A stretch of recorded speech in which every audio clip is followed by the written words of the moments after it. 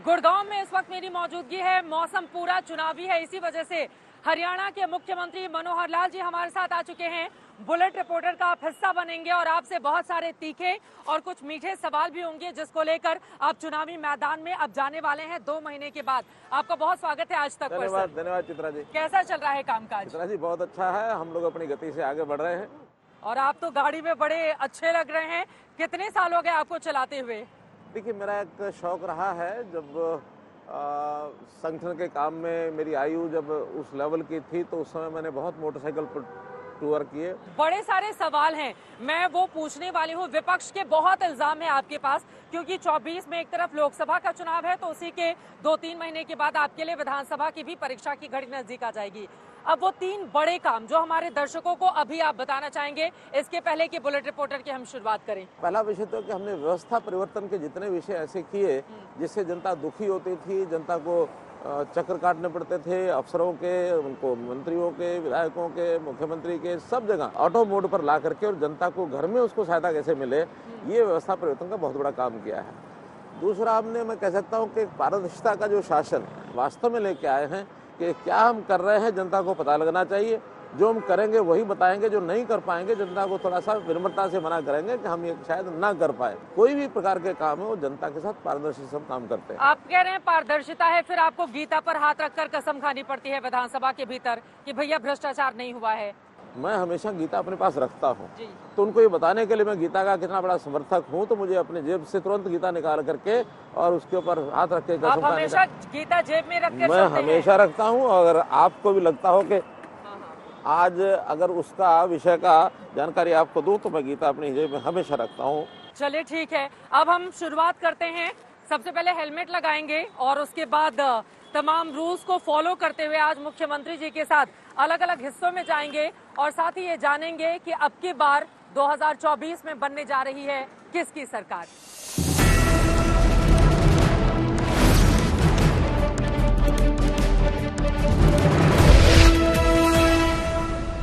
मुख्यमंत्री जी, अब ये बताइए, जगदीप धनखड़ जी का मामला बहुत तेजी से चल रहा है और जाट वाला मुद्दा बनाकर बीजेपी उसको लेकर क्यों आगे चल रही है? हरियाणा में आप भी उठा रहे हैं इस मुद्दे को।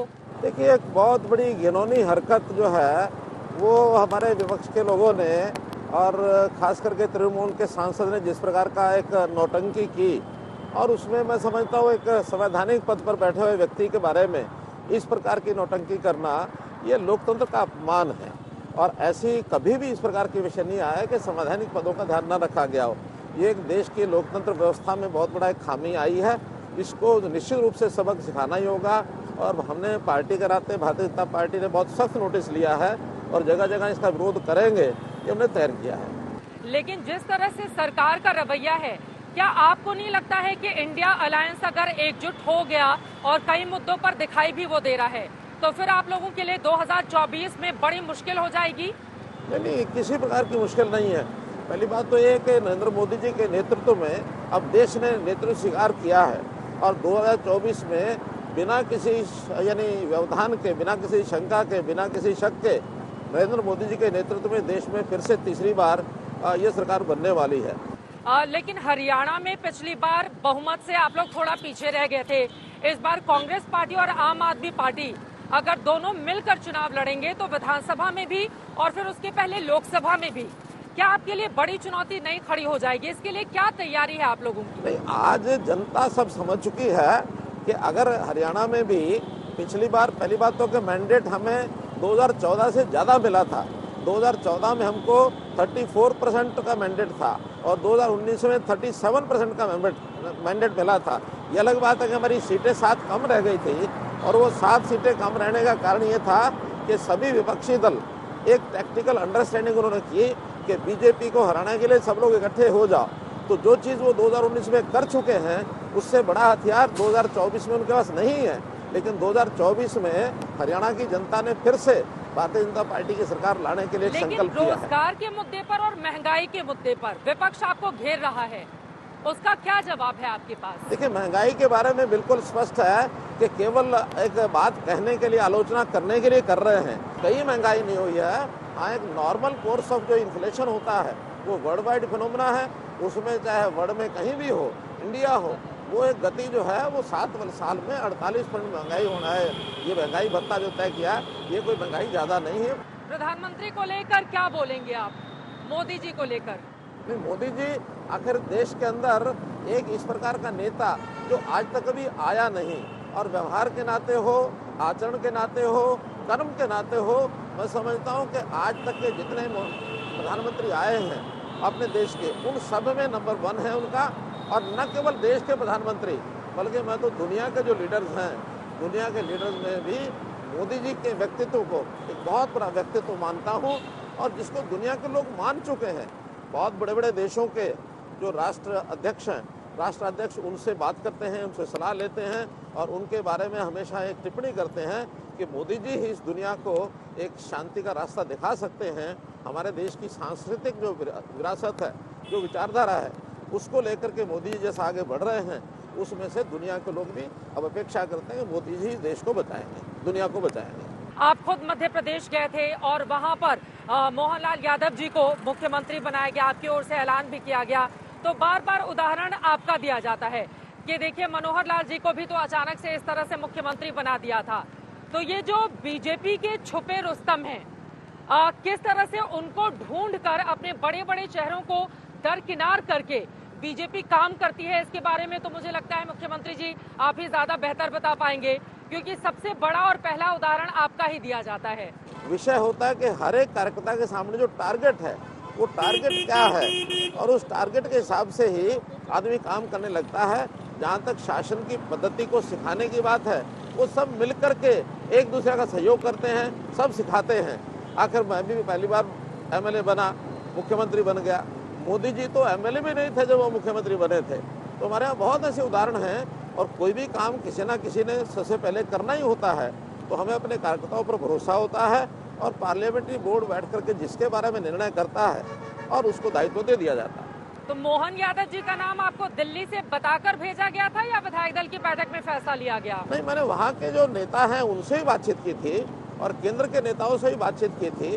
तो एक जब कंसेंसस बना, उस कंसेंसस के नाते से, और फिर राष्ट्रीय अध्यक्ष जी से बात करके, और हमारे जो पूर्व वहाँ के जो मुख्यमंत्री उस समय थे उनसे बात की, उन्होंने कहा ये ठीक है। तो बल्कि वहाँ के जो उस समय के मुख्यमंत्री शिवराज जी, तो शिवराज जी ने स्वयं ही उनके नाम का और प्रपोजल दिया, और उनको फिर सेकंड करने वाले हमारे प्रमुख नेता सब थे, और बाद में सर्वसम्मति से उनके नाम को स्वीकार कर लिया गया। आपको कई भाषाओं का ज्ञान है? हाँ। क्या क्या भाषाएं आपको आती हैं? देखिए, वैसे तो हिंदी, अंग्रेजी ये हमारी भाषा ऐसी रही है जिसको हमने पढ़ाई भी की है, सीखी भी है। मेरी मातृभाषा जो परिवार में बोली जाती है पंजाबी भाषा रही है। हाँ। मैंने संयोग से तमिल भाषा ये भी सीखी है। कुछ प्रदेशों में जाने के बाद वहाँ का सामान्य ज्ञान, गुजरात के अंदर गए तो गुजरात के छोटे मोटे भाषाओं का ज्ञान हमने लिया। मैंने अपने पिताजी से उर्दू भी सीखी थी, और मैं एक बार जापान गया तो जापान की भाषा में भी मैंने वहाँ कुछ अपना विषय रखा, और बाद में फिर मैंने जापान की भाषा को कुरुक्षेत्र यूनिवर्सिटी के अंदर क्लासेस शुरू हुई, तो वहाँ भी मैंने जापानी भाषा सीखी है। तो मेरा एक शौक़ रहा है कि जो कम्युनिकेशन के तरीके हैं, भाषा उसमें सबसे बड़ा विषय है। इसलिए कोई भी भाषा सीखना ये बहुत अच्छा रहता है। कम से कम जिस प्रदेश की, जिस देश की भाषा सीखी जाए, उस देश के लोगों के साथ एक संबंध बनाने का एक अच्छा तरीका है भाषा सीखना। इसलिए मुझे शौक़ है। अब मैं आजकल जापानी के लिए थोड़ा और समय निकाल रहा हूँ कि जापानी भाषा में थोड़ा और आगे बढ़ा जाए। खाली समय में आप क्या करना पसंद करते हैं? जब खाली होते हैं तो क्या हॉबीज क्या है आपकी? देखिए, हॉबीज में तो मैं हमेशा काम करने में ही मेरा विश्वास रहता है। कर्म ही पूजा है। मैं इस गीता के एक वाक्य को हमेशा धार के रखता हूँ। हाँ, जब कभी खाली हो गए, थोड़ा समय मिल गया, तो जो मेरे साथी लोग हैं, हम यानी जो साथ काम करने वाले लोग हैं, उनसे भी गपशप करता हूँ। कंप्यूटर पर बैठ करके जो नई नई जानकारियाँ हैं, चाहे वो गूगल के माध्यम से, किसी के माध्यम से, उसका भी मैं सहारा लेता हूँ ताकि ज्ञानवर्धन उसमें से हो जाए। और बहुत से ऐसे विषय होते हैं जो हमें नई जानकारियाँ आज के युग में इस सिस्टम से, डिजिटल सिस्टम से हमको मिलती हैं। मैं नई जानकारी को लेकर देखना, गाना सुनना, क्या इसके लिए टाइम मिलता है? मूवीज देखना, बहुत ज़्यादा शौक नहीं है, लेकिन कोई अच्छा देशभक्ति का गाना हो तो उसको मैं गुनगुना लेता हूँ। क्योंकि संघ के प्रचारक के नाते से मैं बहुत से गीत सुने भी हैं, गाए भी हैं, और उस समय मन पर एक संस्कार होता है उन गीतों का, तो हमेशा मैंने उसका भी मैंने काम किया। एक बार एक हमारा अधिकारियों का हमने एक ट्रेनिंग कैंप लगाया था और उस ट्रेनिंग कैंप में एक गीत मुझे बहुत पुराना याद था। उस गीत को मैंने स्वयं वहाँ शुरू कराया और हमारे अधिकारी ने उसको याद भी किया। धरती की शान तू, भारत की संतान, तेरी मुट्ठियों में बंद तूफान है रे, भूल मत मनुष्य तू महान है, मनुष्य तू महान है। तो ऐसा गीत मैंने वहाँ पूरे अपने जितने भी 65-70 लोग थे उन सबको कंठस्थ कराया कि मनुष्य को भी ताकत का एहसास होना चाहिए। लेकिन अब मैं चाहूंगी जरा वो किस्सा बताइए, जब आपके पास फोन आया कि आप हरियाणा के मुख्यमंत्री बनने वाले हैं, क्या किस्सा था उसके पहले? क्या आपको पता था? फिर दोबारा आपकी ताजपोशी की गई और मुख्यमंत्री जी, क्या इस बात का डर भी रहता है जिस तरह से आला कमान लगातार मुख्यमंत्रियों का फेरबदल कर रहा है कि भैया अगली बारी कहीं ऐसा ना हो कि हमारी ही हो जाए? इस बात का डर भी रहता है। देखिए, पहली बात तो यह है कि मेरा कोई मुख्यमंत्री पद के साथ कोई ऐसा मेरा बंधा हुआ नहीं हूँ मैं। हाँ। मेरा कोई आसक्ति नहीं है कि कोई पद मुझे मिलता है तब मैं काम करता हूँ। काम करने की जिम्मेवारी, दायित्व इसको समझ करके करता हूँ। दायित्व कोई भी मिल जाए, प्रदेश की सेवा करना ये हर एक कार्यकर्ता का, हर एक विधायक का, हर एक मंत्री का, हर एक मुख्यमंत्री का काम है।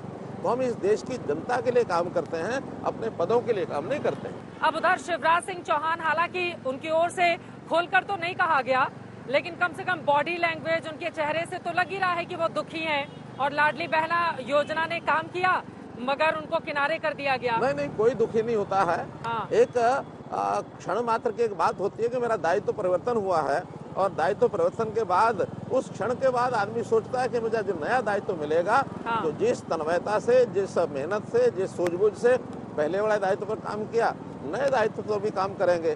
तो यहाँ पर हम एक चाय की दुकान पर आ गए हैं। मुख्यमंत्री जी से और भी सवाल जवाब होंगे।